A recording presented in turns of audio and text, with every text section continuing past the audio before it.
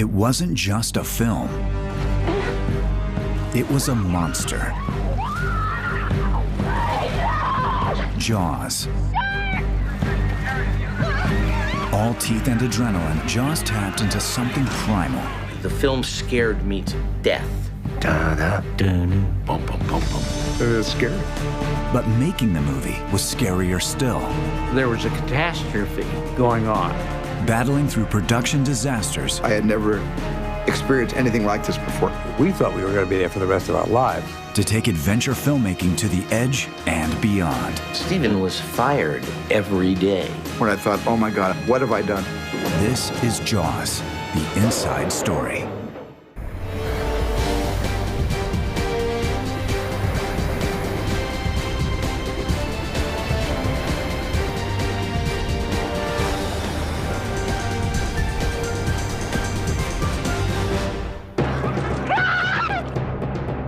A thrill ride into the dark waters of our fears, Jaws stunned the nation when it hit the screen in 1975.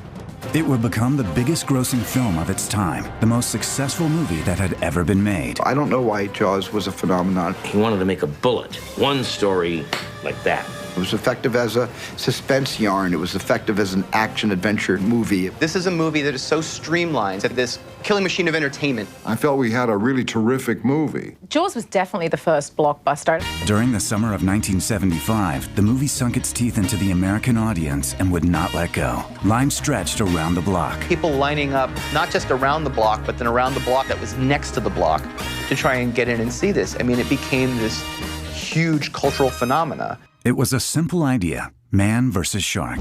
The story of a small beachside town under attack from a giant predator. And the small-town police chief who must find some way to combat this monster from the deep, a 25-foot great white shark. You've got to get a bigger boat. We better get a bigger boat. We're gonna need a bigger boat. You know, he's out there standing on the stern, chumming, and all of a sudden the shark comes up. Just like, wow. You're gonna need a bigger boat. Jaws was a voyage into the darkness, an epic confrontation with a nightmare. But the filmmakers were setting out to create something more than just a horror film. An adventure story that centered on the humanity of the characters. Brody, the small-town police chief. He's thrown into this situation. He doesn't even like the water. He's this ordinary man that's confronted with this 60-million-year-old conflict. Who's going to survive? Hooper, the wisecracking young marine biologist. I'm not going to waste my time arguing with a man who's lining up to be a hot lunch. Richard Dreyfuss's portrayal of Matt Hooper is one of the great comedic performances of the 70s. It's just energy, energy, energy. I remember thinking, boy, that's just about the best work I ever did. Quint, the shark hunter, the old man of the sea. Captain Quint, played by the late, great Robert Shaw. This guy has seen things that would curl your hair. He's as tough as nails. He thinks that there's no way that a shark could get the better of him. Brody's wife, Ellen, the young mother who gives the movie its human touch. Want to get drunk and fool around? Murray Hamilton as the mayor who's trying to keep everything under wraps so that nothing will harm the town's tourist economy. You yelled shark. We've got a panic on our hands on the 4th of July. And an island full of victims. You knew there was a shark out there. In the end, the film would immortalize its stars, its creator, the Martha's Vineyard location, and of course, the shark.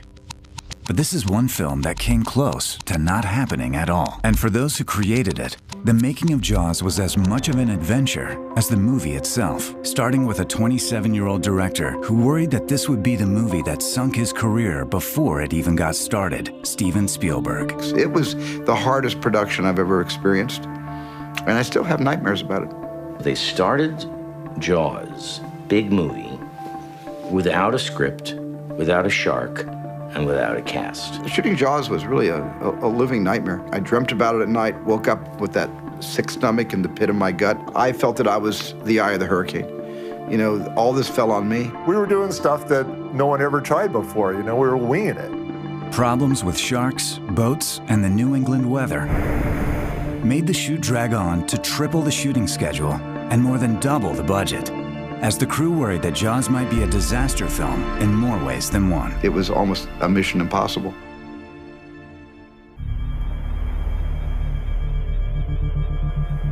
The story of Jaws begins with Peter Benchley, a struggling young writer with an idea about a fish.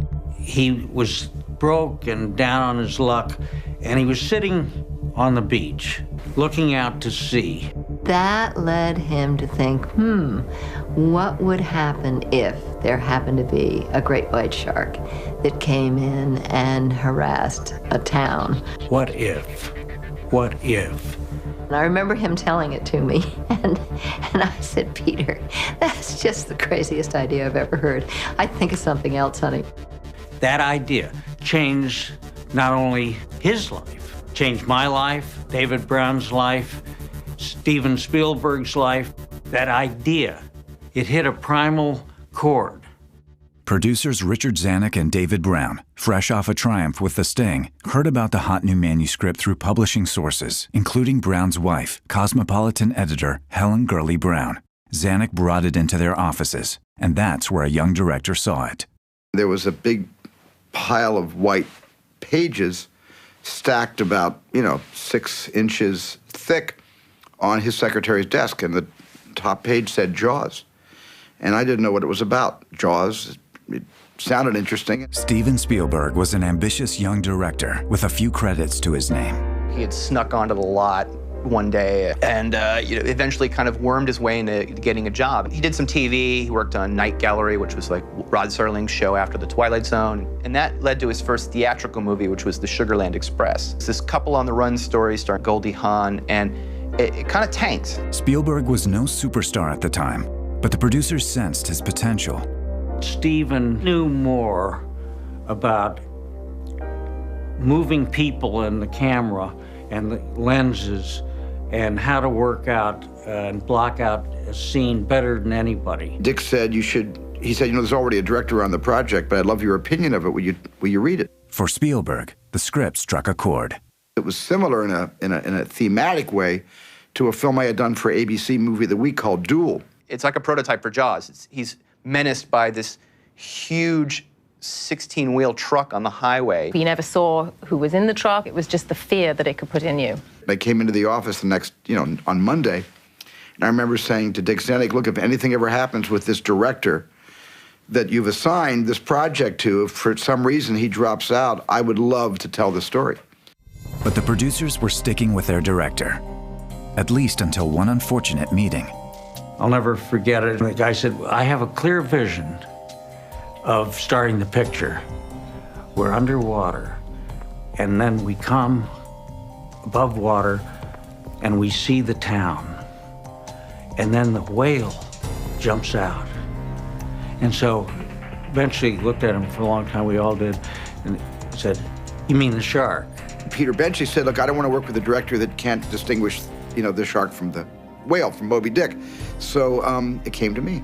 I said, we don't want an experienced hand. I don't want to do the same adventure picture. This kid will do something brilliant. They offered Jaws to Spielberg, but ironically at the time, Spielberg had his doubts. Friends had written a screenplay called Lucky Lady that Spielberg was eager to make instead. The ambitious young director turned for advice to his mentor, Sid Sheinberg, president of MCA Universal. I'm sure that on my tombstone, somebody will write, this is the man that discovered Steven Spielberg. And obviously you can't discover Steven Spielberg, you can discover a mountain. I developed this relationship with Steven in his early career, and I kind of functioned, among other things, as his in-house agent. Spielberg showed him the script for Lucky Lady. He said, I agree, sir, that it's a well-written screenplay, but this is not commercial and you need to make Jaws. In fact, as Lucky Lady became a star vehicle for Burt Reynolds and Liza Minnelli, Spielberg would wonder if he had made the right choice. He actually got upset at me because I literally ordered him to do it. And his attitude for a while was, you're my friend. How can you make me do this fish picture? It was a question he would ask more than once over the coming months. Why had he given up Lucky Lady? I wasn't glad he talked me out of it on the 45th day of shooting Jaws.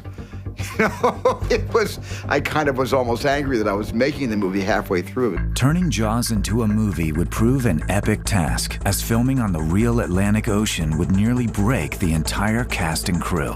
That decision haunted us that entire summer. It was sort of slapdash. No one knew what was going to hit them when we got into the boat for the first time to go out to sea. This is the story of Jaws, the story of a 25-foot monster that nearly ate an entire production.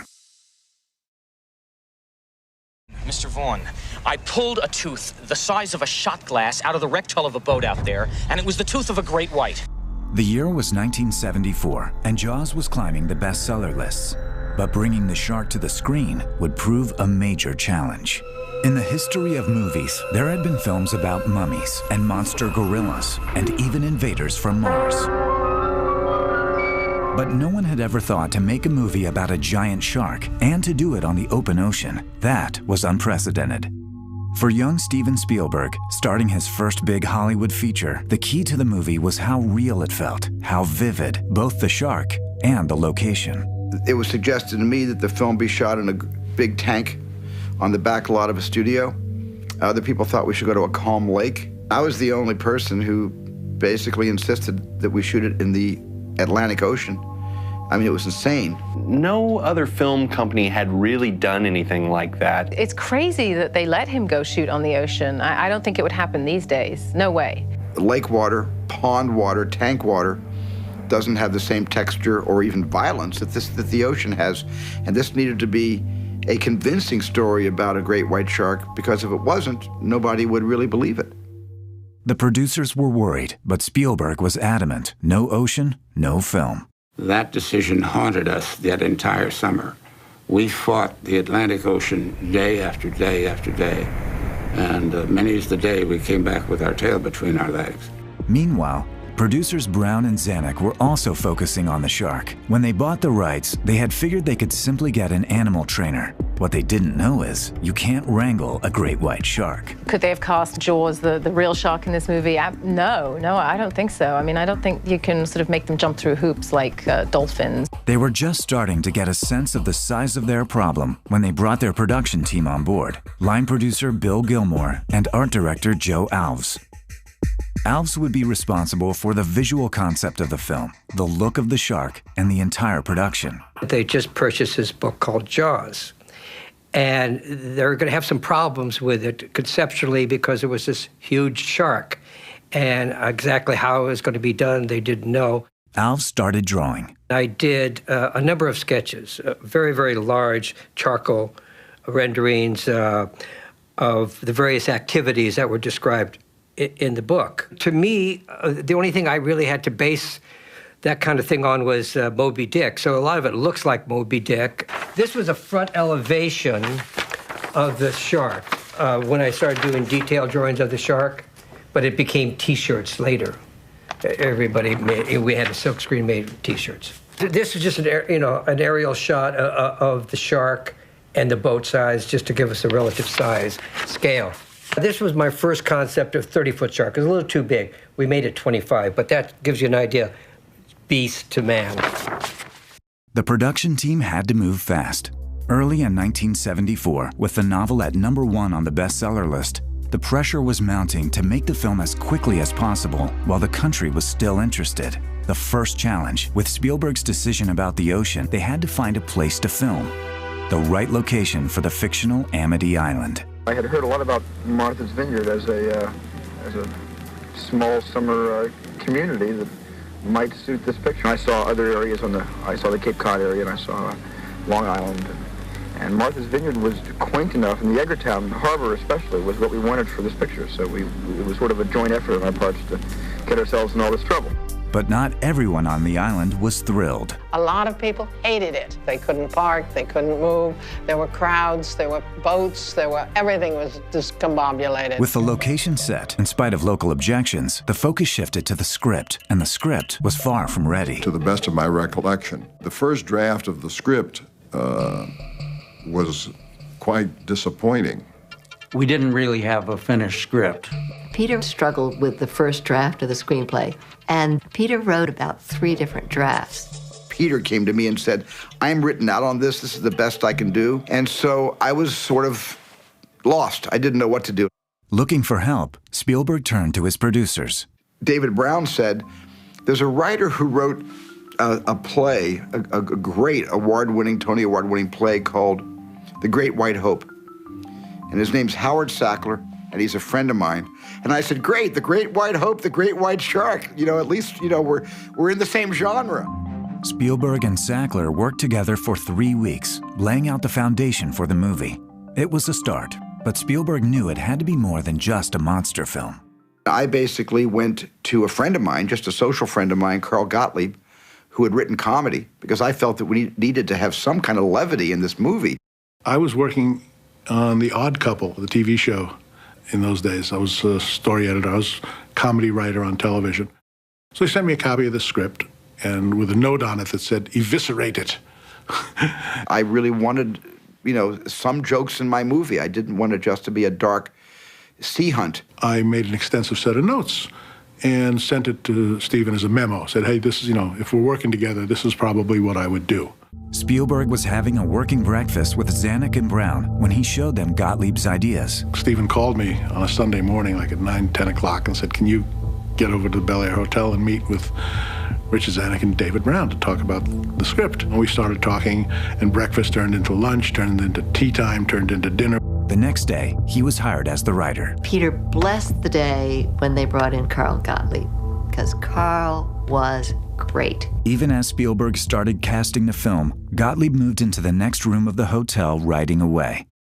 And soon after, with the script still in flux, he and Spielberg arrived on Martha's Vineyard to start pre-production in their log cabin home. All our waking hours when Steven wasn't shooting, we were talking about the script and what needed to be done. I consider this house an island on an island. And I'm very used to Los Angeles. I'm very used to the constant buzz of the freeway, and this is one place that you don't have that. Matter of fact, there are no sounds around here at all. And it took 3 weeks getting used to. It took a couple of weeks trying to get to sleep at night because I didn't hear a constant presence noise. But even as they were planning the film, the clock was ticking. It was April, and the producers were worried how long the book would stay popular. And even worse, the Screen Actors Guild was threatening a strike by midsummer. The studio kept saying, you have to finish the picture before this potential strike. They wanted to finish shooting by June 15th. And that meant everything was rushed. Steven was getting very nervous about all of this and the strike deadline. So Joe or somebody tipped me off and said, you know, Steven's coming over to back away from the picture. Zanuck thought fast and put on his Jaws t-shirt. He comes in and took a long look at the t-shirt, and he couldn't get the words out. So Spielberg was back on board, but the start date was looming. The script was changing day to day, and scariest of all, none of the stars Spielberg wanted were interested. And he said, you want to do it? And I said, no. And he said, what? Why? I said, well, that's going to be a bitch to shoot. The spring of 1974 found the Jaws team getting increasingly nervous. They had a director and a best-selling concept, but they didn't have their main actors. So there was a scramble to fill those roles because they were going to start shooting very soon. Spielberg wasn't looking for superstars. The superstar was going to be the shark. That was at least my plan going in. But the 3 key roles were all uncast, starting with Quint, the shark hunter. I only had one person in mind to play the part. I wanted Lee Marvin. Lee Marvin was actually available, but he was sport fishing down in Cabo San Lucas on a real boat fishing for real big fish, and he didn't want to cut short his vacation. He basically said, no, when I go fishing, I really want to go fishing for the real thing. I'm not interested in making a fishing movie. His next choice was veteran actor Sterling Hayden. I've always been a big fan of Sterling Hayden, you know, especially, you know, in the movie Dr. Strangelove, and also, you know, in The Godfather.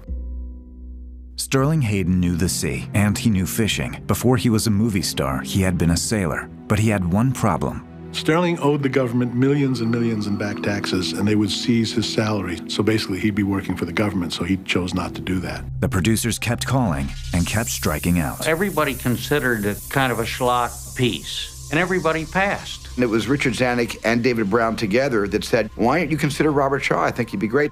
Zanuck and Brown had worked with him on The Sting. Steven and I loved him because he was the best villain ever in a James Bond movie. He was the only credible threat that Sean Connery ever faced, because he was a big, muscular guy who was as dangerous as Sean. He was an enormous personality. Robert Shaw was the most eccentric, and so, you know, you got to love him for what he was. This shark, swallow you whole. Shaking, tenderizing, down you go. With Quintcast, they turned to Hooper, the young marine biologist. The studio had wanted, I think, Jan Michael Vincent was high on their list, because he corresponded to the character in the book. Tall, blonde, handsome, you know, seafaring snob. But that wasn't Spielberg's idea. Richard Dreyfuss was my first choice. And he said, "You want to do it?" And I said, "No." And he said, "What? Why?" I said, "Well, that's going to be a bitch to shoot." He thought I was crazy to make the movie and tried to talk me out of making the movie. I'm lazy, and I'd rather just watch it than shoot it. And I turned him down. Gottlieb called Dreyfuss and begged him to come up to Boston to meet with them in person. And he walked in the door essentially looking like Hooper. He had a scraggly beard and rimless glasses, and we took one look at him and said, "That guy. Don't change a thing, don't shave, don't clean up. You're the guy." And then I turned him down again. He at one point said, "Hey, why don't both of us say no together?" So we both, because this is crazy. Who wants to go out to sea to make a movie about a shark? Dreyfuss thought he was all through with Jaws. Then he went to see how his first starring role had turned out in The Apprenticeship of Duddy Kravitz. I was so convinced that if it was released in the United States, I would never work again because I was the worst actor in America, that I called Steven and begged for the part. Who are you? Matt Hooper. I'm from the Oceanographic Institute. Oh, for Christ's sakes, you're the guy we called. I'm Brody. Oh, I'm very glad to meet you. Yeah, I'm glad to meet you. The police chief had to be the audience. I just needed somebody vulnerable that the audience could hang their hats on and say, "I'm with you. You know, if you show fear, then I'm going to really feel fear." And I was at a party one day, and at Andrea Eastman's house, and I was sitting there, and somebody walked over to me and introduced himself to me and said, "You're sitting here all alone. Are you okay?" And it was Roy Scheider. And I just began pouring my heart out to this complete stranger who I certainly knew from the French connection, but I was really preoccupied with this problem, not being able to cast, Chief Brody. And I told him the whole story. I even told him the 5 or 6 actors I had talked to that I decided that I didn't want to go with. And Roy looked at me and he said, "What about me? I'm an actor. I'd love to be in Jaws." And that's how Roy and I came to do it together. Ironically, this was the one role that a big star actually wanted to play. Charlton Heston, Ben-Hur, Moses, and Michelangelo. But for Spielberg, he was just too big for the part. I just thought it was 12 cylinders when I only needed about 8.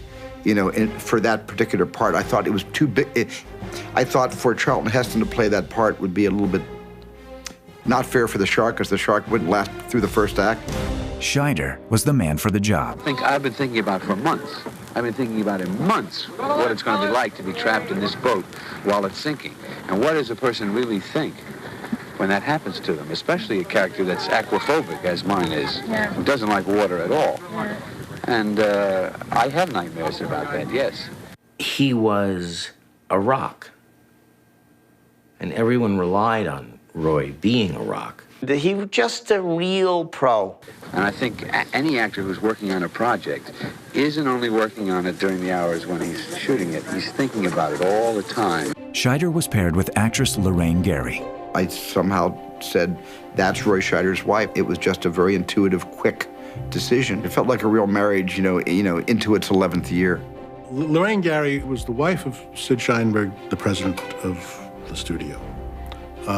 There are a lot of suggestions that it was a political choice on Steven's part to cast her. So Steven said no. She was a terrific actress. There's a lot in Jaws that derives from the fact that you really like the people. You like the home family. I have such a soft, wonderful, loving spot in my heart for Lorraine. I thought, what, not only a terrific actress, but what a stunning human being. Then there were the characters everyone loved to hate. I was a fan of Murray Hamilton's, especially, as Mr. Robinson in The Graduate. I thought he'd be a great mayor of Amity. Murray had those wonderful anchors in his coat. I mean, that was a sport coat that was an incredible find. He was the perfect small-town politician. He does this kind of like unctuous corporate toady. He's a shark in a suit, essentially. Gottlieb himself had been cast as the newspaper publisher Meadows. The part of Meadows in the book is a significant part. He's one of the villains alongside of Murray Hamilton, who played the mayor. He was the man with the Nantucket red pants who disappeared halfway through the movie. The most painful thing I've ever done as a writer is write out my character as an actor. As we were rewriting the film, it became evident that the character just wasn't that necessary. Then they just had to find Chrissy, the beautiful sacrificial victim in the first scene. The problem was, the role demanded three things that didn't always go together: beauty, toughness, and a willingness to get naked. That's a hard combination to find. Desperate, they put out a casting call, and a mermaid walked in. An animal trainer and stunt woman from Weeki Wachee Springs, her name was Susan Backlini, and she wanted the part. I sold them the fact that if they hired me, I could do the underwater work and above the water work, whereas if they used an actress that couldn't do the stunt part of it, then you've got, you can't show your face, you just can't show the terror as much. This girl walked into my office one day at Universal.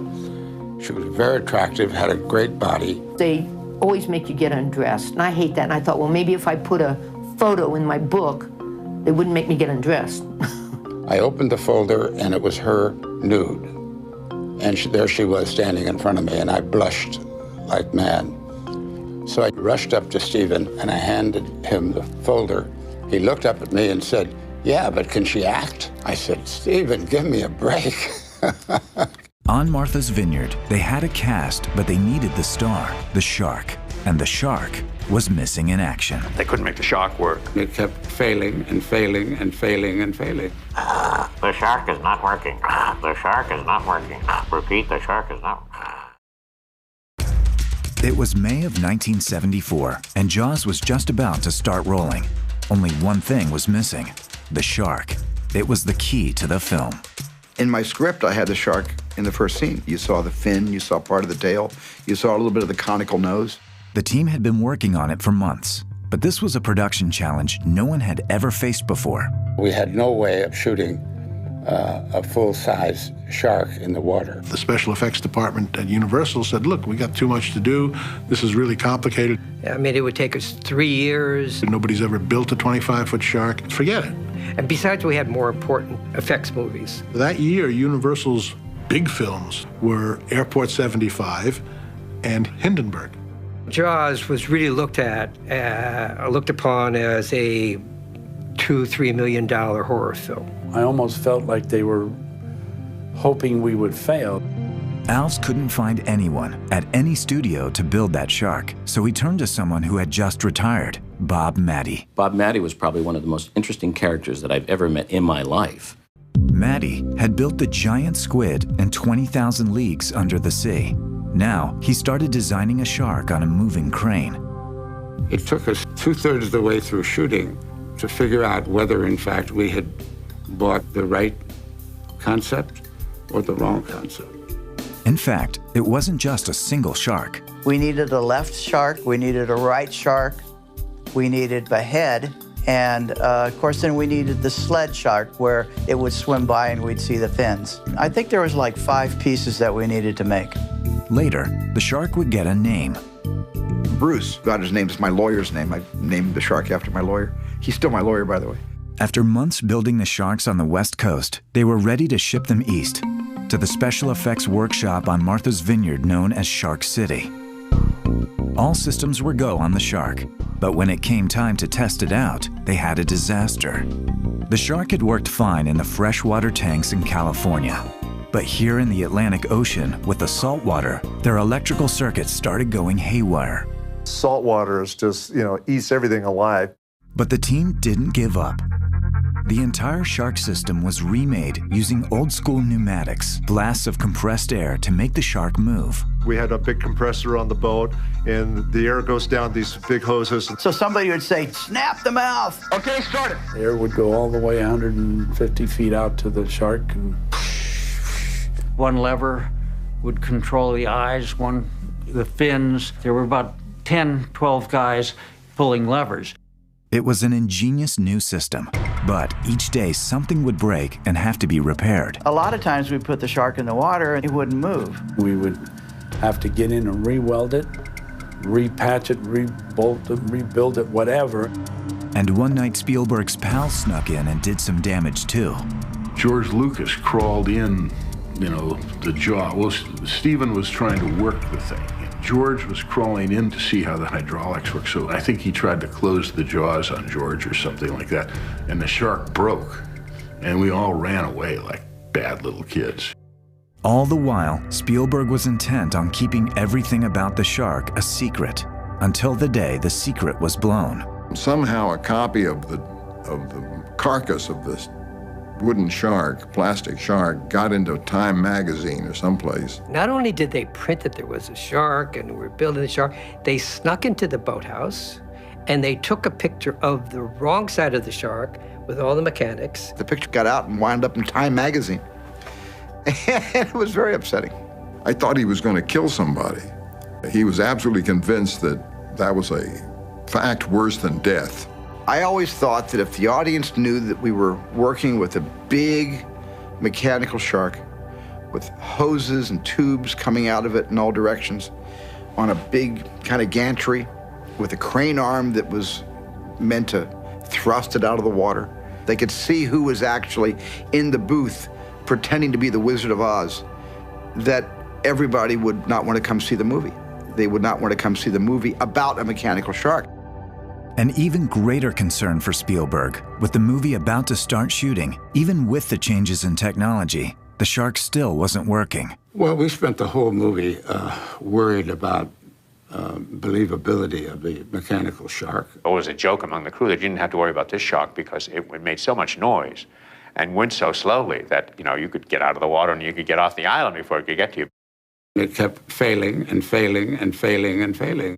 All over the island through the radio mics, you could hear, the shark is not working. The shark is not working. The pressure kept mounting as the days dragged on. And every night when we screened the footage and the shark didn't work, we worried more and more that we had a problem. The shark never worked. So the film he intended to shoot couldn't be shot. In my script, you actually saw the shark attacking and devouring Chrissy Watkins. There was much more shark in the storyboards throughout the movie. But the shark not working changed everything. I had no choice but to figure out how to tell the story without the shark. He had to invent on the spot another way of shooting, which was to imply the shark, which made the film a great film. I just went back to Alfred Hitchcock. What would Alfred Hitchcock do in a situation like this? So imagining a Hitchcock movie instead of a Godzilla movie, I suddenly got the idea that we can make a lot of hay out of the horizon line and not being able to see your feet, not being able to see anything below the waistline when you're treading water. What is down there is what we don't see, which is really, truly frightening. So they made the decision to not show the shark. And of course, that was, in many ways, the making of the movie. And that invited the audience to come to the movie bringing their collective imaginations. And their imaginations helped me make that film a success. In a way, the shark not working would be the key to the whole movie. Trying to go under. I tell you, you can with 3 barrels on him, not with 3, you can. All these moments really was kind of a divine providence saying, there's another way, a better way to make this movie, and I better listen. And I did. I listened to the muses. But the struggles with the shark were just the beginning, because now the production was heading into uncharted waters. It was one of the most dangerous things that happened. Martin, you gonna shut down the beaches on your own authority? Well, what other authority do I need? Technically, you need a civic ordinance or a resolution by a board of selectmen. That's just going by the book.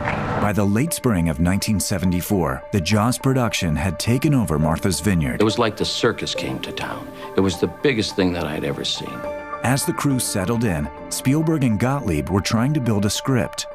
We were working all the time. We'd get back when the sun went down, and we wouldn't have much time to do much else. We had dinner together, and we spent several hours working on the next day's pages, literally what we were about to shoot the next day. A lot of this movie kind of happened at night in that log cabin. Carl was there doing rewrites with Richard Dreyfuss, Robert Shaw, Roy Scheider, myself, Lorraine Gary. I think in a sense, at that point, it became a little bit like Casablanca, where everybody was throwing their ideas into a central mixing pot, and Carl was organizing the ideas into script form. It made it a joy to write for because you could talk with the actors about what they were going to say, and they could supply suggestions because actors study their characters more than anyone else. It was the most collaborative process I have ever experienced in terms of actors making contributions to a screenplay. All these contributions were trying to get these people, the characters, to come to life. It was a wonderful time, and everybody's focus was the movie. But not everyone thought it was so wonderful. One of the really scary things of my career was having dinner in Steven's house on Martha's Vineyard, and then he and Carl Gottlieb would sit down to prepare the next day's work. It's kind of scary because you wonder whether this is all going to fit together. Cameraman Bill Butler also had his hands full. Spielberg had a very specific look in mind for the water scenes. I said to Bill, I want the audience to feel like they're always drowning in the water, that I want to get the water level right up to the lens. Bill invented this box with a glass window, we call it a water box, and just lower it right down to the water line and get these kind of amazing shots. Well, that was to create the anxiety that maybe there's a shark right there. It all came together in the dramatic first sequence. What's your name again? Chrissy. It's a beach party, and a girl and I sort of catch eyes. I was kind of sitting off by myself, just not doing much of anything. And a young gentleman came up, and I just got up and ran away. She rips off her clothes and heads into the water, and I try to rip my clothes off and stumble and fall. The Susan Bacaluni effect sequence of being killed by the shark, I still think to this day was one of the most dangerous things that happened. He told me, he said, when your scene is finished, I want the people under the chairs with the popcorn and the bubble gum. The cameraman, the assistant cameraman, Steven Spielberg was in the water with me the whole time. And they had a box that was a big black box with the camera in it, and it was half underwater and half above the water. And they kept it right on that level. You never see the shark, which was by design.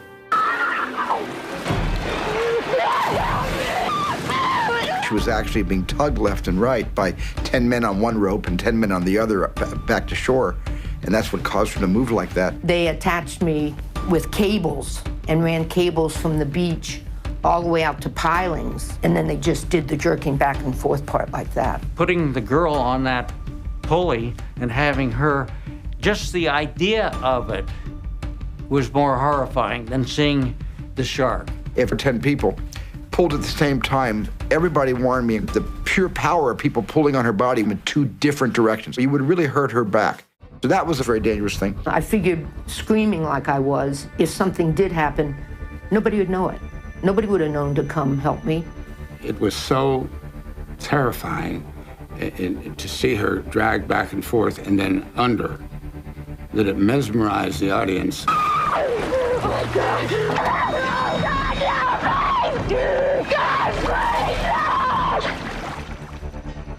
The very last shot when I go under, he did the pulling on that because he wanted it just a certain way. She's praying, and then she comes into a close-up, and then she's gasping for air, and then she's pulled down, and I was on the rope for that last tug. Later, they would add the finishing touch. Susan and Steven were looping the screams, and he had her tilt her head back, and he poured water down her throat while she screamed, which is now known as waterboarding. So Steven is actually guilty of a war crime. And soon the filming was in full swing, and so was the partying. The stars and crew were taking over the town. Ground zero was the Kelly house. We used to have these wonderful impeach Nixon parties. During the summer, there was a lot of girls coming to the island. And we were, after all, a big-time Hollywood movie. There was a lot of interaction, I think it'd be fair to say. Movie crews tend to attract a lot of women. We were wild. And when all those girls from Ohio and everybody, you know, all these, you know, out-of-state girls flocked to Martha's Vineyard, we had some real good times. Dreyfus was scoring with the girls big time. And somebody was complaining to me, how come you're getting all the girls? He said, look, he says, I'm an actor. They know me from the movies. I've got a 40-foot head, so I have a natural advantage. Do you know how many girls were on that island? Yikes. And when Duddy Kravitz opened, girls would come out in safety boats. There was a lot of sex. I participated in as much as I possibly could. Stephen and I sadly had no time for that. We were talking about the movie every night. Meanwhile, the shooting was rolling toward the next big shark attack. Jeff Voorhees played young Alex Kintner, the boy on the raft. Alex Kintner, they're beginning to prune. Just let me go out a little longer. I got a call. They were telling me, we're wondering if you can be eaten by the shark and stuff. And they were explaining what the machine did. It's going to explode all this blood up in the air. Just go underwater and stay underwater as long as you can. So I'm lying on top of this machine, and then all of a sudden, bam, this thing made some noise, and all this blood shot up in the air. It's all in my face. I tried to go underwater, and I was a nervous little 12-year-old out there. The nervous 12-year-old kept having problems staying underwater. The first time my arm was showing, and finally, I think after 4 tries, they finally said, this time we have a man in a wetsuit underwater. He's gonna grab a hold of you and lift you up and down a couple times and pull you underwater. He'll give you air underwater from his gas tank. And so the final scene, that's where the one they used, finally after I think about 5 times they got it. It was scary looking, even for his pretend mother. I was just sitting on the beach. You know, I wasn't being looked at. I wasn't acting. I was just sitting on the beach as myself. And I saw that happen, and I just was sick, you know. It could have been really happening, and it made me ill. The aftermath is one of the most famous scenes in the movie, when Lee Fierro took out her mother's rage on the sheriff. Chief Brody? He says, yes. And I slap him. I said, I just found out that a girl got killed here last week. And you knew it. You knew it. And you didn't do anything about it. But still, my boy is dead now. Somebody, and I don't know who, had gone to him and said, she's slapping you awfully hard, Roy. Just trying to stay in my character. And I knew that in just a few moments the camera was going to roll, and I was going to have to create that moment where I don't know that slap is coming. So that's not easy to do. I think altogether I slapped him 17 times in one day. Many people have asked me to slap them, please. They have come from all over, and they ask me to slap them. Halfway through the filming, Jaws was on track. The shooting on land was right on schedule. But they had no idea just how bad things would get when they headed out to sea. Everybody was on edge every day. It was a nightmare. Dive marker flares, safety float, temperature gauge, spear guns, SMG. What are you, some kind of half-ass astronaut? After a month and a half on land, Jaws was about to set sail into uncharted waters. The first 40 days of the movie went really well because we were all shooting the dry land stuff first. We kept some dry land in reserve in case something should happen to the shark. We need what we call a cover set in case something should happen. But when the shark started to fail, we went out, I think in a week we had blown our cover. Everything we had saved for a rainy day, a weather day, a mechanical problem day, all we had left to shoot was the shark. Everything was harder in the water, even the basics of filming. They were out on the ocean and they didn't know what the hell to do because it was going like this, you know? And if you put the camera on a tripod, you know, everybody in the theater would be seasick. I thought they probably had some elaborate Hollywood system that I knew nothing about that was going to solve all this. Well, it turned out they didn't. And so there wasn't anything else to do, and we had to do it handheld. There's a reason movies have never been made at sea. Until Jaws, I don't think any studio ever tried to make a movie literally on the water. They avoided going to sea at any cost. And in our naivete and enthusiasm, we were going to shoot on the water. And that had enormous, unforeseen consequences. The waves change, the wind changed, and the boats all want to change direction. Everything that you didn't have with you had to go back to shore to get it. If you needed it, then you had to have a boat for grip equipment, electric equipment, the lights, the cameras. It's mind-boggling. They were hiring boats off the beach. Hey, do you have a boat? Do you want to drive it? In the middle of this armada was the centerpiece, a barge used to run the Shark. There was so much paraphernalia on it, they gave it a name. The SS Garage Sale. That was the call sign. Garage sale, Shark City, over.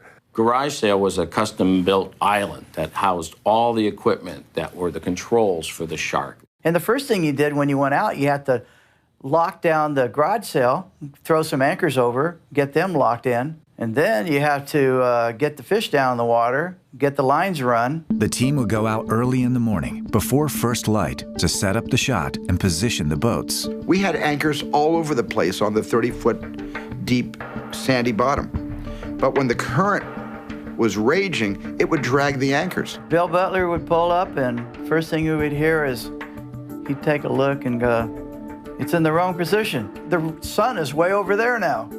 Well, it took us half a day to get it there. And so there was another lost day. And it would pull the electrical barge this way, and the camera barge that I was on would go this way, and the Orca would go that way, and it would just be separating you, and the shot would be lost. We would get things fastened down, and whammo, there'd be a sailboat in the background. These huge sailboats from Hyannis and all over start sailing. Steven would go bananas, and I would go bananas. It had to be a clean horizon line. We had to make the audience feel as isolated as the cast on that little 51-foot boat. You can't have sailboats out there. It looks like people are having fun. We had to wait for these sailboats in the middle of the summer to go by. You had to wait for the frame to be free. And if one sail came in, we had to wait the whole time, hoping that that wouldn't happen. But as the last sailboat would go, two more boats would appear, but they weren't in frame yet. And then the decision would be, can we go right now? We've got 7 minutes before the next sailboat comes in, or we can re-anchor. And re-anchoring took usually an hour and a half to 2 hours. Those were the decisions I had to make, more than aesthetic, creative, artistic decisions. Those were the big kind of logistical decisions that all of us had to collaborate on just to get a simple shot. Today, it would be so easy. Today, you could digitally knock all those boats out. We didn't have that technology. Meanwhile, several crew members like Dreyfus had no idea how to handle their own boats. Steven says, okay, I want you to take the boat, and I want you to pull around the corner in and then park it. And I said, Steven, I don't know how to do this. I've never been on a boat before. And so after the 17th time of me crashing into the dock completely incorrectly, they finally stopped that and started the shot with me already, there. Say, I hope you're not going out with those nuts, are you? Dreyfus, yeah, he didn't like the water. It didn't seem he liked the water. That's what I remember. Problems began adding up. Days spent waiting for the weather to clear. Days spent repositioning the boat, re-anchoring the boat, moving the boat to accommodate the light. And the suits at the studio were going crazy because we were going over schedule and over budget. I think we had something like a 60 or 70 day schedule, something like that. Maybe 60 days, maybe less than 60, maybe 55 days. I don't really remember the actual original schedule, but I know we went 157 days. Every lost day cost tens of thousands of dollars. He took a $4 million budget with a schedule of May 1st to June 28th. And we left the island September 16th. And we still had 2 weeks more in the tank. The budget was going crazy. The budget went from 4 to 14, I think, which is today like 30 to 150. Inside, there was a maelstrom of just anxiety and I guess basically insecurity, because when I wasn't able to control the day, and the day started controlling me and all of us, and we were at the mercy of the winds and the tides and the currents. And we went so over. I think We must have set some kind of record. Bill and I would sit around and start looking at oceanographical charts and saying, let's see, maybe we could take the whole unit to Jamaica, or maybe we could move this someplace. Universal is a studio that was very strict about running over time. They made their money by staying on schedule and on budget. The shark stopped working, and the barrels stopped working, and special effects stopped working, and there was nothing to do but to lie down on the deck of a ship, waiting for the assistant director to come over to me and say, we're ready to go. The big question was, would they pull the plug in Martha's Vineyard and bring us all home and finish it for a minimal budget on the lake? Or would they allow us to keep shooting on location? Beyond all the location issues, the main problem was the shark. Every time they thought it was ready, it went belly up. Every single day, the shark would malfunction. Something would go wrong. Some part would blow up or whatever. We hated the shark. The shark was a rubber dummy that never worked. Maybe we should have built a tank and shot a lot of these shots against the blue backing. It was a nightmare. People started to panic a little bit about what's going on. And all the while, the biggest fear went unspoken. What if the shark finally didn't work at all on screen? I was scared to death that there was no way to finish the film at any price. At home, we got a taxidermy man. He's gonna have a heart attack when he sees what I brought him. By July 1974, 3 months into the filming, Jaws was supposed to be finished, but the production was barely halfway done. It was a scramble. The whole 5 months that we were there was a scramble. The cast and crew were feeling the strain. Every day you had to film. Tempers got short, and marriages failed. 27-year-old Spielberg was feeling the pressure most of all. It was as if we weren't making any progress. It was like we were shooting a movie against a very strong headwind or a very fast tide and current. And as we were plowing through the script, it seemed we were being pushed back against the current every day. In the middle of all this, a kind of feud broke out between two of the stars, Richard Dreyfuss and Robert Shaw. Richard had a movie that just came out called The Apprenticeship of Duddy Kravitz. Richard Dreyfuss is reading some very good press notices. And Richard one day brought the New York Times onto the boat, and it had a double truck ad with 30 reviews. Robert was competitive about everything and anything, and so I guess he might have been competitive about the reviews. Dreyfuss would say, what am I doing on this island? Why am I here? I should be signing autographs in Sardis.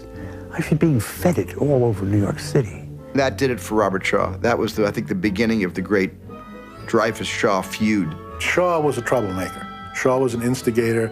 He liked to get people riled up. He was totally malicious. He really thought Dreyfuss needed a slapping down. A young punk with no stage experience. And because there was a natural tension between his character and Dreyfuss's character, there was also natural tension between Shaw the actor and Dreyfuss the actor. You got city hands, Mr. Hooper. Counting money all your life. All right. Hey, I don't need this. I don't need this working-class hero crap. He was an enormous personality, and he radiated it. And in private,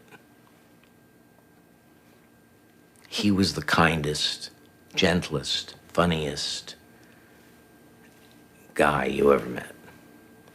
Then we'd walk to the set, and on the way to the set, he was possessed by some evil troll who would then make me his victim. I was his victim. Shaw would say, look at you, Dreyfuss. You eat and you drink and you're fat and you're sloppy. Your age, it's criminal. Why, you couldn't even do 10 good push-ups. He would challenge Dreyfuss on all kinds of levels.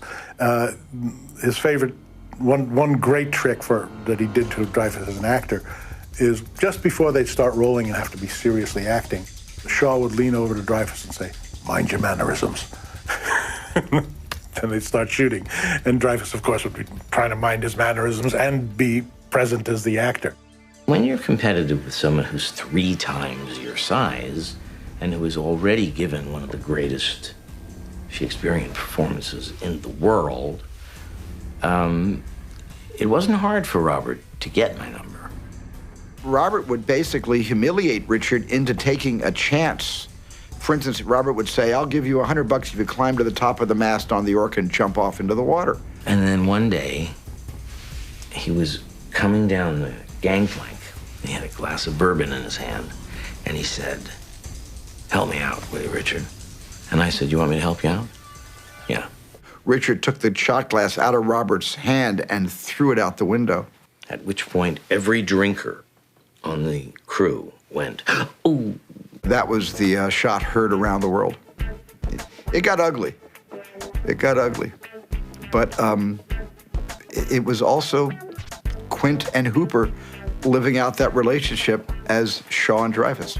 And the next scene was me at the cleats, trying to get the cleats cut. And there was water all over the place. And Robert took the fire hose and stood behind the camera and aimed it at my face. And that was the one day that I lost my sense of humor. Nowadays, these kids, they take out everything. Radar, sonar, electric toothbrushes. I had this idea at one point just to have, you know, Richard watching Robert polishing off an entire can of beer, and then Quint crushes the can in his hand.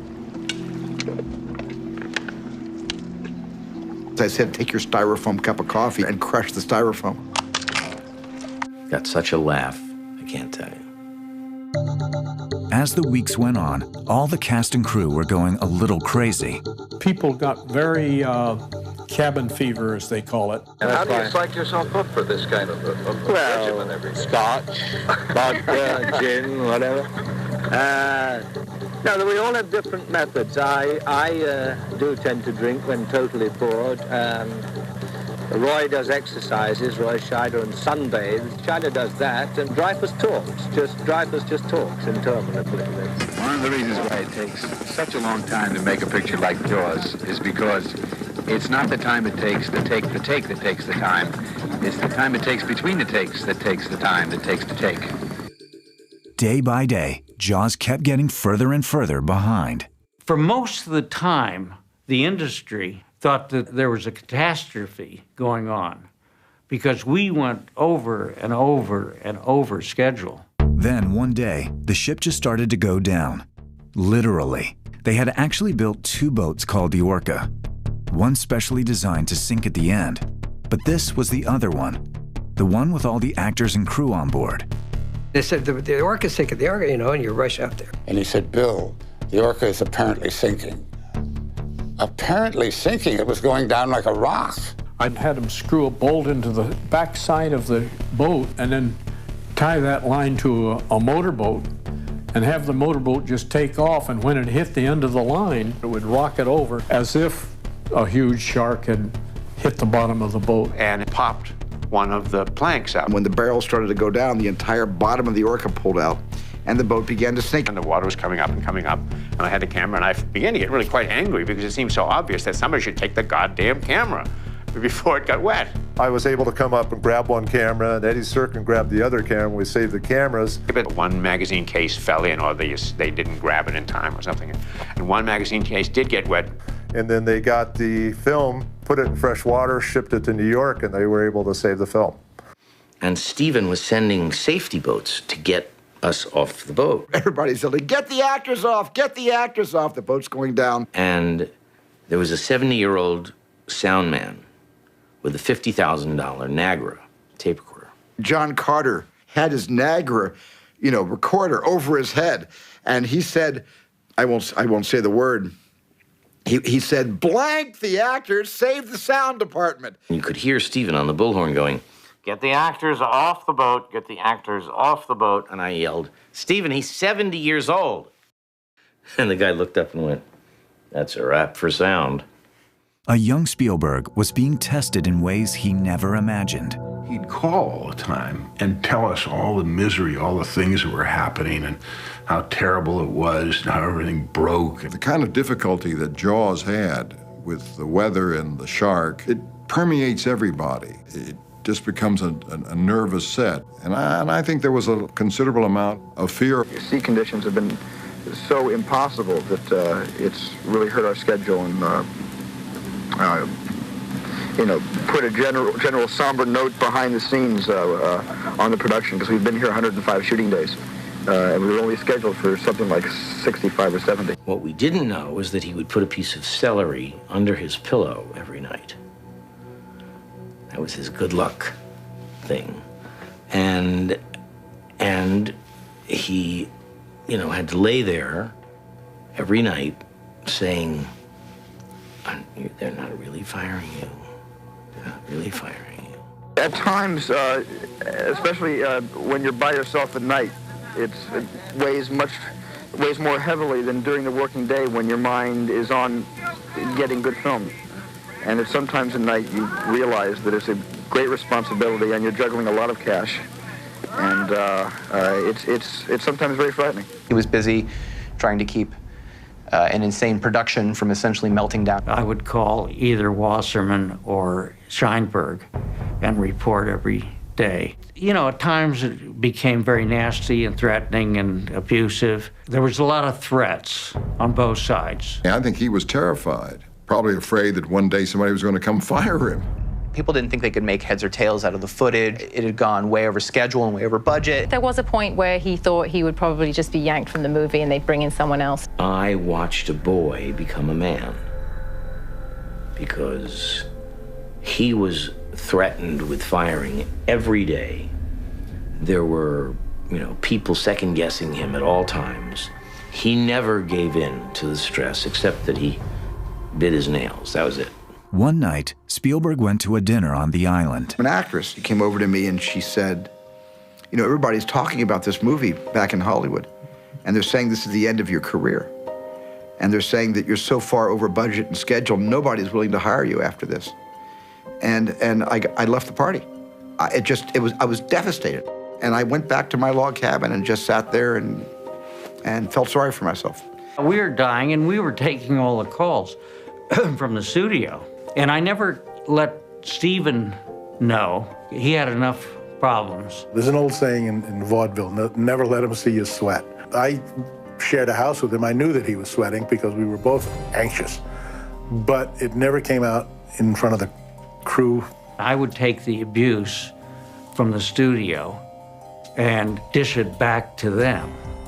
And threats were going back and forth every day. I mean, the picture was 100% over budget. At one point, he would talk in the early going about shutting down the picture completely because they obviously don't know what they're doing. It won't work. Let's cut our losses. They were very, very concerned that this was out of control. For Spielberg and the team, the film was nearing a turning point. My heart sank because I knew that the footage was useless. Not all the shooting was done in the waters off Martha's Vineyard. One small team was stalking great white sharks off the coast of Australia. I had two advisors on the movie, Ron and Valerie Taylor, who were really good shark experts from down under. Rodney Fox, who had actually been attacked and almost killed by a great white shark, was part of the Australian second unit shoot. The second unit did find sharks, but they were only 15-footers. I came up with the idea, it was kind of a joke at first. I said, well, get a midget and put him in a small cage. That'll make the shark look bigger. We can get a little person to be in a miniature cage, and the biggest shark they could find was 16 feet. Wow, maybe it would look like it's 26 feet. Carl Rizzo, a 4'9" stuntman, was hired to stand in for Dreyfus as he meets the shark face to face. But the shooting would turn into a scene every bit as scary as the film itself when the great white attacked Rizzo in his cage. Unfortunately, he did have a heart attack when he was down there because the shark started pounding his little cage.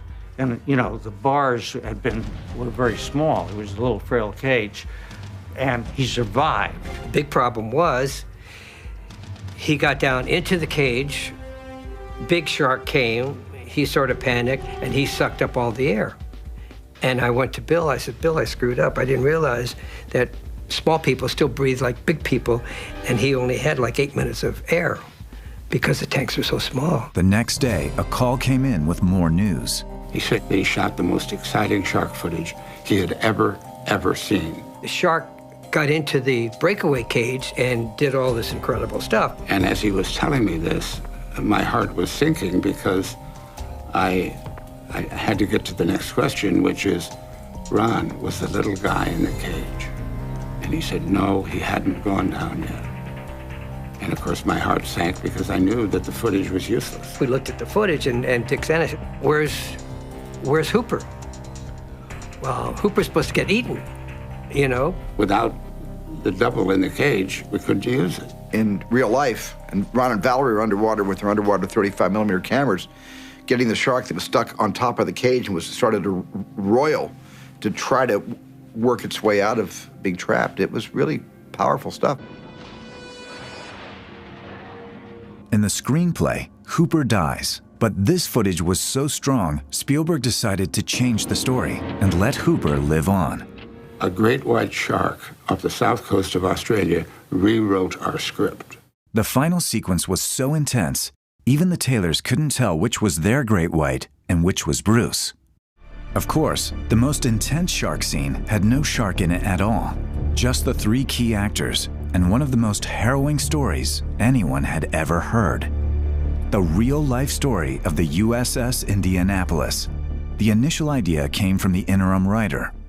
Howard Sackler said, you must explain why this man, has a biblical vengeance against sharks. Spielberg wanted to expand Quint's speech to explore the roots of his obsession. Every one of Steven's friends, Francis, Marty, Brian De Palma, John Milius, all took shots at that speech. My donation was, it has eyes like a doll, a doll's eyes.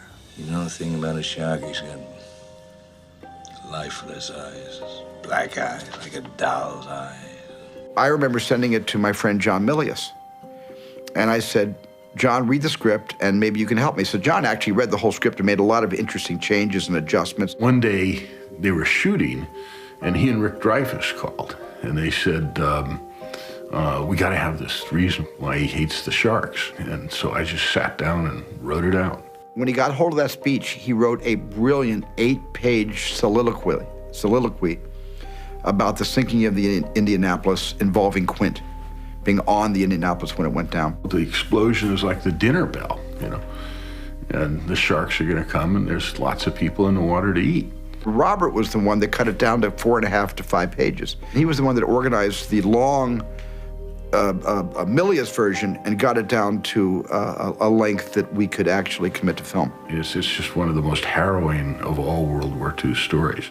The story of the real-life Quint was classified for nearly 30 years. The tale of the ill-fated Indianapolis and its top-secret cargo. We had brought on board the innards of 2 atomic bombs. We didn't know what atomic bombs were. We had no clue. He was coming back from the island of Tinian to Lady, just delivered the bomb, the Hiroshima bomb. The ship was torpedoed on its way home. Well, the next thing I know, there was a terrific explosion, and we went flying in the air. I looked around, and this was an unbelievable chaos. Men were all over. Some were crying, some were screaming. This was not an experience any of us had ever thought about. Somebody came by and said, prepare to abandon ship. 1,100 men went into the water. The vessel went down in 12 minutes. Didn't see the first shark for about half an hour. And they started to surround us. And for me to estimate how many sharks there were, I can't. But I can tell you there were a lot of them. They went right around us, a lot of fins. They didn't come in to the group, but they circled us. What we didn't know was our bomb mission had been so secret, no distress signal had been sent. The days were long, the nights were long, the days were hot, nights were cold. For 5 days, the survivors floated at sea as the sharks circled.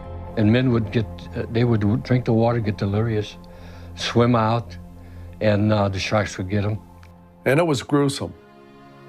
The sharks would pull them down and eat the extremities, and the rest of the body would pop to the surface. Shark comes the nearest man, that man, he starts pounding and hollering and screaming. Sometimes the shark would go away. Sometimes Sometimes he wouldn't go away. Nearly 1,200 men went in the water. Only 316 survived. Of course, it was Robert Shaw's performance that made the scene epic, but it came at a price. Robert Shaw came from a great tradition of hard-drinking English actors. He was a contemporary of Peter O'Toole and Albert Finney and Richard Harris, all of them notorious drunks. He came to me that morning of the speech. He said, you know, I'd like, with your permission, to take a few drinks and then I'll do the scene. About an hour later, he was sort of carried onto the ship by two of the crew members. That was the longest day of our lives. Somewhere in a parallel universe, that day is still going on. Robert Shaw was completely in the bag. He was tanked when he did that speech. He wasn't really able to do it that day. And at 3 o'clock in the morning, he called Steven and said, "How badly did I humiliate myself?" And Steven said, "Not fatally." The next day, he came and did his stone sober and just knocked it out of the ballpark, absolutely stone sober. Where there are shots of him from day one drunk and shots of him from day two sober, and you can't tell. It's just a brilliant performance. So 1,100 men went in the war. 316 men come out. The Sharks took the rest June the 29th, 1945. The Indianapolis. That's my favorite part of the film. It's so beautifully written. It's so beautifully played. It's the scene that I think is the most human in Jaws, and I'll argue that I think it's one of the best directed sequences that Steven Spielberg's ever done. For the survivors, seeing the scene was an emotional moment. Most had long kept a silence about those events. I more or less kept away from things that would alarm my family, knowing of what I had done in the war. And when Jaws first came out, my kids went to see it. They said, "Dad, you got to go see these." And I said, "I'm not going to go. I'm not going to go looking at sharks." They had no idea their story was part of the film. It was a shock when I heard it. I got to tell you, it disheveled me just a bit. Here was a man telling my story to the world. I thought it was good that they did something like that. It's part of history. We owe a great deal to Robert Shaw. I never met him, but as a member of the crew of the Indianapolis, I can honestly say we owe a great indebtedness to him. And for the filmmakers of Jaws, this gut-wrenching scene would be a pivotal moment as well. Halfway through the movie, we thought it was not working, and it wasn't. And it wasn't until he told that story and he and Richard Dreyfuss started to compare shark bites. Okay, so we drink our legs. That night, the movie was made. In a whiskey-soaked evening, Jaws had become a film. Once we shot that shot, once we had that scene, in our guts, both Steven and I knew we had a movie. Of course, not everyone was quite so certain at the time. I thought it was going to be a disaster, and I said so on TV. I thought, oh my God, I've gone too far. But an amazing success was on the horizon, if they could just finish the movie. In September of 1974, after nearly half a year on Martha's Vineyard, the Jaws team was finally ready to shoot its last shot. They were months late and millions over budget, but it was at last time to blow up the shark. It's a slow motion thing. Special effects are busy. They rigged the shark head with fake blood and a special ingredient. I came up with the idea, well, let's just get a lot of calamari because it looks like, meat and stuff. So we filled the whole thing with the squids. They had just one shark head to work with, just one chance to get it right. The sun's going down and they're not ready. Steven turned to me and he said, "I'm going home." The next day, when the scene was ready to roll, Spielberg was nowhere to be found. We were on the plane back from Boston, and I said, "So how's the last shot going?" And he said, "It's happening right now." And he was afraid that the crew was going to throw him into the water. So he set it up and left. And that became a Spielberg tradition, and I think he still does it. He never shoots the last shot. Smile, you son of a... The location shooting was wrapped, but no one knew how the film was going to turn out. I thought it was going to be a disaster, and I said so on TV. With the fault of no one but Universal Studios. It is not Steven Spielberg's fault. I repeat that. It is not Steven's fault or anyone's fault. It is the fault of Universal Studios giving this film an arbitrary May 2nd start date, that the script was never together, and the script never got, in my estimation, to where my character should have been. And instead of it being an interesting character, it became a kind of nebulous function within the film. And as an actor, I am disappointed. I was, 26 or 27, and I didn't know enough. I just knew that it was, had quadrupled its budget and the shark didn't work, and who knew? Are you saying that you're going to be bad in Jaws? In my opinion, yes. Well, I just don't like the work I've done, that's all. I had made a mistake. Thank you, Dick Zanuck and David Brown. But that's the truth. As for Spielberg, he was still having bad dreams. Even the next night in Boston, he had nightmares about being, in a storm at sea. And then the same thing when he got home to Los Angeles, he would have recurring nightmares about being at sea until he realized he was sleeping on a waterbed. Working with veteran editor Verna Fields, Spielberg began piecing the movie together. Most of the editing took place in the San Fernando Valley in her pool house, where she had a small editing room, and that's where the film was really cut. She was known as the mother hen to Steven, Bogdanovich, and Lucas. She was really wonderful in scavenging from other scenes to find little 5-frame things to make cuts smoother. Meanwhile, Spielberg was tweaking as he went. Steven had come up with an idea to do a couple more shots when he was cutting the film together with Verna Fields. He wanted to do a shot where Ben Gardner's head floats through that famous hole in the boat. I got greedy. I said, I bet I can get one more scream out of the audience. I built a hole in his driveway again and duplicated the hole. We brought it to Verna Fields' home and put it in her swimming pool. To replicate the murky waters of the Atlantic, they poured milk in the pool. I had this idea that as he's looking at the tooth and the audience is distracted by the interesting sides of the tooth, when he turns back to the hole, I'd have Ben Gardner's dead head with one eye missing come out of the hole, right in Richard Dreyfuss's face.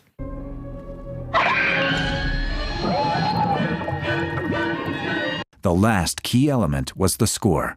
John Williams was working on the music that would define the movie. I think the greatest contribution he did to any of my films that resulted in a huge commercial success was Jaws. And he put the bite in the shark with that very primal Stravinsky-esque theme. The first time Williams played the theme for Spielberg, he thought it was a joke. I can remember playing the so-called shark theme on the piano, dot, dot, dot, dot, a couple, 3 notes at the bottom of the piano, and Steven, and him saying to me, well, do you really think that will work? But soon, no one was laughing. The music. Da-da, da-da. It's scary. Johnny Williams does as much to create that shark by that music as anybody did who built the shark, because you see that shark when you hear that music. The music was unbelievable. It's iconic. Everybody can hum it. To take some of the darkness away and put a little adventure back into the plot was what John did. Da-da, da-da. You can't stop these notes. They're coming at you. Dum dum dum dum dum dum dum bum bum bum bum bum bum da-da-da. It hits that crescendo of just feeding, eating, death. It's terrifying. Give me a hand. Give me a hand. I can't get up. I can't. Help me. Come on, help me. Get your feet out of the water. Get your feet up.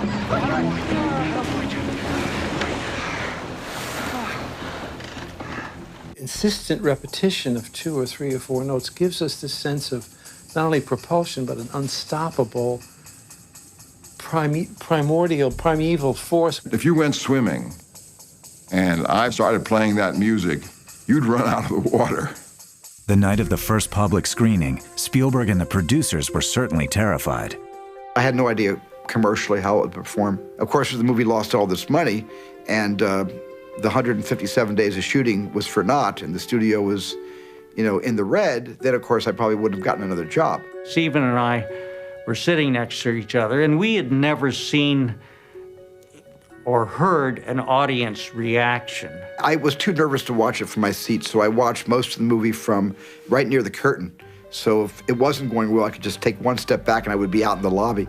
And we both clutched each other on the arm when that first scream happened. When the little boy is taken on the raft, the scene where the shark comes up and the boy is brought underwater, a person got up, started to leave, and I thought, oh my God, my first walkout. And the person began to run. I went, oh my God, it's not a walkout, it's a run out. He's fleeing the premises. And the person passed me, heading for the restroom, didn't make it, and threw up on the floor of the lobby of the Medallion Theater. And I thought, at that point, I thought, oh my God, I've gone too far.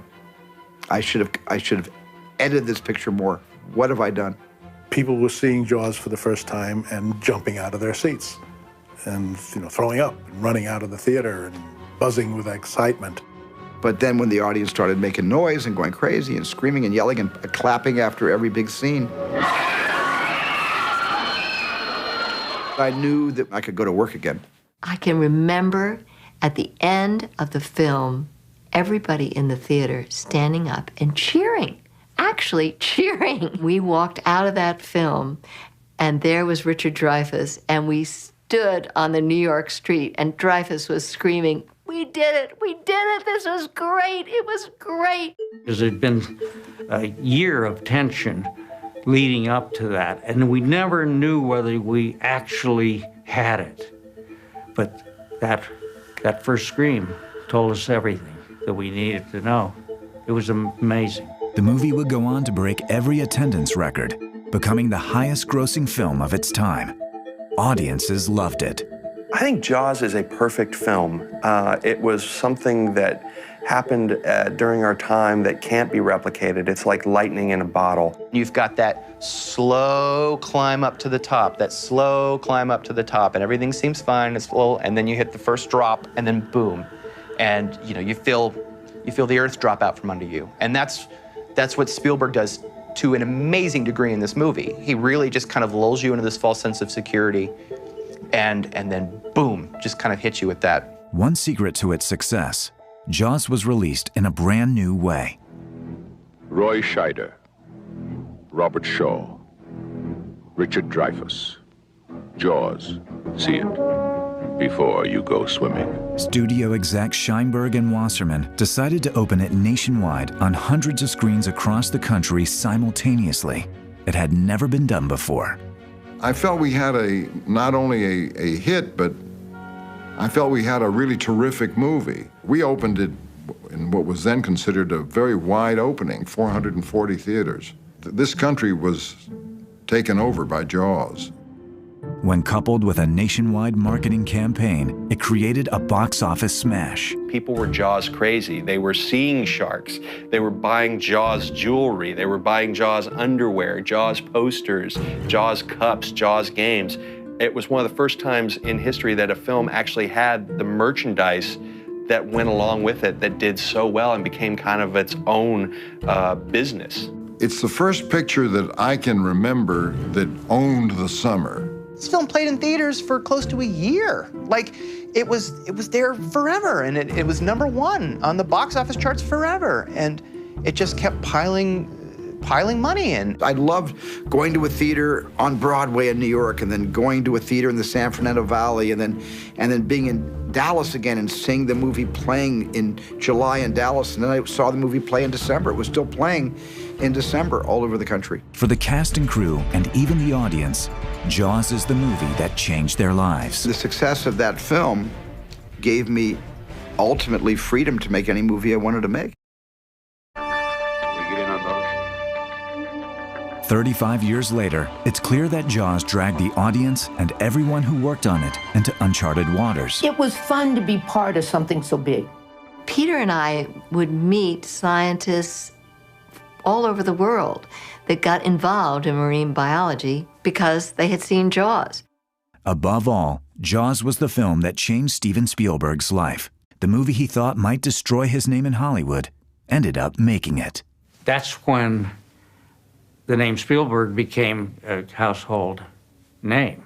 As a young kid, second picture, that it's got to be the most incredible thing. According to Spielberg, the shark made the rest of his career possible. The success of that film gave me ultimately freedom to make any movie I wanted to make after that.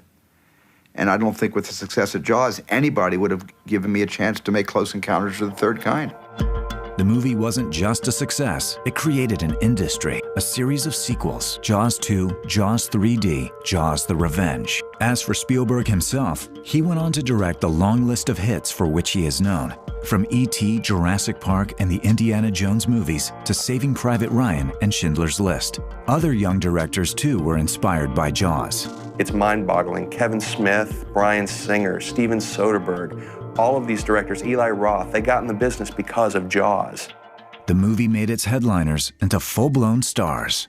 Richard Dreyfuss in Close Encounters and The Goodbye Girl. Roy Scheider, All That Jazz, and Blue Thunder. Robert Shaw passed away too young. Just 3 years after the film's release, he died of a heart attack filming in Ireland. Other actors became stars behind the camera. Jeffrey Kramer, Deputy Hendricks, ended up the executive producer of hit TV series like Ally McBeal and The Practice. It just all worked. The actors worked, the script, which was written nightly, worked, the editing, the picture. It was this perfect creative storm. And I was just grateful to be a part of it. It was heaven. Jonathan Filley, the boy on the beach, became a successful producer and production manager on such projects as Sex and the City and American Gangster. Lee Fierro, Mrs. Kintner, became artistic director of the Island Theater Workshop, where she still acts and directs.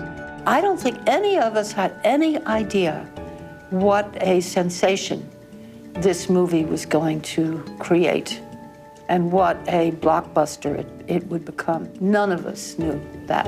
And Lorraine Gary is making documentary films on human rights.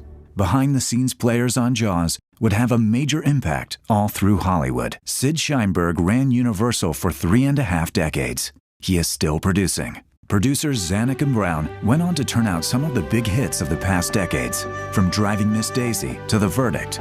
It's such a landmark in all of our careers.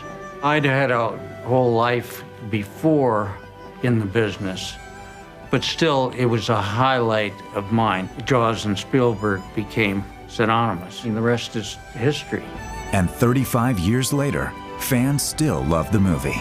I saw it the other day, and I was amazed that 30-some years out, and it still plays. People still watch that movie because it scares the hell out of them. It's probably pound for pound one of the great moneymakers of all time. The achievement of Jaws is that we've created a monster of the summer blockbuster. I think if they re-released it in theaters, people would queue around the block again. It wasn't a horror movie, it wasn't a slasher picture, it was a sea-going adventure movie. In the end, it was the impossible conditions that made the movie and created the first summer blockbuster, all because the shark didn't work and the ocean was impossible. My advice is never make a picture on the water because it's totally unpredictable. This would be both the worst experience of my career and the greatest experience of my career. Above all, 35 years later, Jaws is not just a film, but a state of mind, a fear that still resonates. I don't really hang out in the water too much. I remember Steven and his wife and me and my wife, we went on a vacation to Hawaii, and we were like these two old Jews, you know, standing in knee-high water and just going, and that's as far as we would get, because we had just learned too much. I don't like deep water, never did. During the course of the picture, I started getting very, very nervous. We went to Hawaii for vacation to get away from everything. And I look out and the surf's pretty good. I'm afraid to go in the water. I said, Steven, will you ride one of these waves and you'll get this wonderful experience? I don't go out as far as I used to. And he said, I'm not going out there because they're waiting for me. They know. For the rest of my life, they know, and they have a score to settle. And I'm not going in that water, you know? I became scared of the water. And I said, there's never any sharks at Waikiki. And he said, nope, there are sharks everywhere, and they have the word. The word is that I'm here and I'm a marked man. I feel safe because I don't go in the water. 3.5 decades later, Jaws still stalks the dark currents of our fears. It may never be safe to go back in the water again.